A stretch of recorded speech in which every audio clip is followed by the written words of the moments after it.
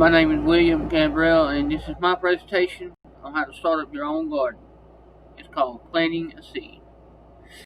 The first steps to any good garden is to lay out, research, and plan. Layout is by drawing the area down on paper that you want to plow up and create your garden. Research is search the plants, what you'll need, and planting is all of the above. Things you will need to start and use while creating your garden is a shovel, a hoe, a rake, planting soil, plant food, pots, plants or seeds, stakes, string. Now, when I say plant food, Miracle-Gro works the best. They also made the pot soil, Miracle-Gro pot soil.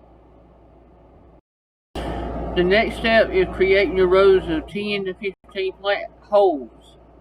And then you want to sprinkle a little bit of the fertilizer dirt, the Miracle-Gro fertilizer, in the hole and around it. That way the plant will have its food. And then you want to wet it just a little bit, get it moist. That way when it's time to be ready.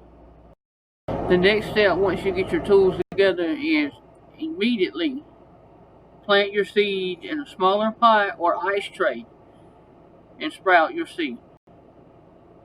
And make sure you keep them in a cool environment, especially the Brussels sprouts, because they like the cool environment and they'll sprout faster. The next step, ultimately the first step of everything you choose, is what you're going to grow and raise in your garden. Now, it could be from squash, cucumbers, peppers, tomatoes, eggplant, you name it, you can grow it. But the dirt has to be rich, that's why we treat it. As you see on the picture provided on the screen along with this video, it's called the sprouting process. This is what your plants will look like when they sprout for the first time. Now, not all plants do look like this picture, but bear with me. Most plants will look like this to start. Brown stems with green leaves on top. Picture. The planting process, the picture provided on the screen, should your hole look like this? No, not everybody's will be perfect. But I recommend that it looks like the picture. Now, the planting process is the fun part. It's when you put it in the ground and you're actually doing something, planting something.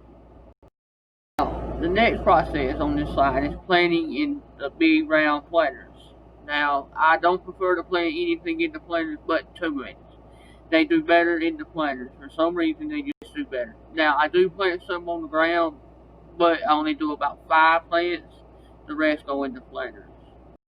Now, when you do plant green beans, peas, any bean, make sure you use trellises or handmade triangle structure so the plant will grow up, not down or sideways, because they will choke other plants.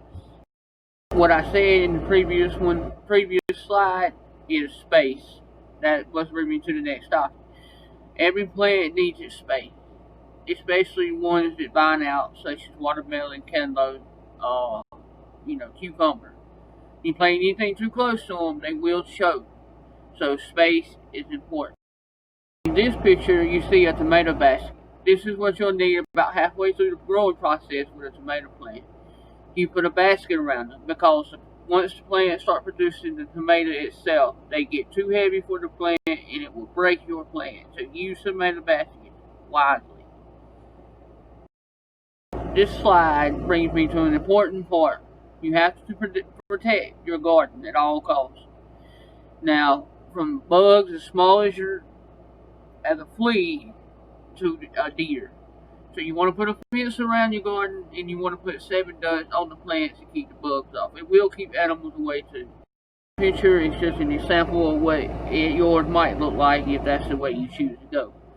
Now, mine does look similar to that. I use chicken wire for my fence and wooden posts, tall enough so the deer can't get in it, and the chicken wire so nothing can go through it. Now, keep in mind, rabbits do jump, so the higher the better. This is more important than anything else in the garden process. You must have a reliable water source, and you must make sure to have a sprinkler, a hose, a watering can, and a sprayer. Now, some people, you might know the sprayer that the bug man uses when he sprays for bugs. You can actually fill that up with water and spray your plants with it. It's just begging you to water your plants. So, yes, this is what you should do. Use a watering can on the smaller plants. Do not use an open hose on the plant because you will blow the plant out of the ground if you use a hose. Use a sprayer or use a watering can to help keep the plants in the ground. The importance of corn is essentially made out of water, and water mainly everything. So you want to make sure you water the corn more than you water most everything else.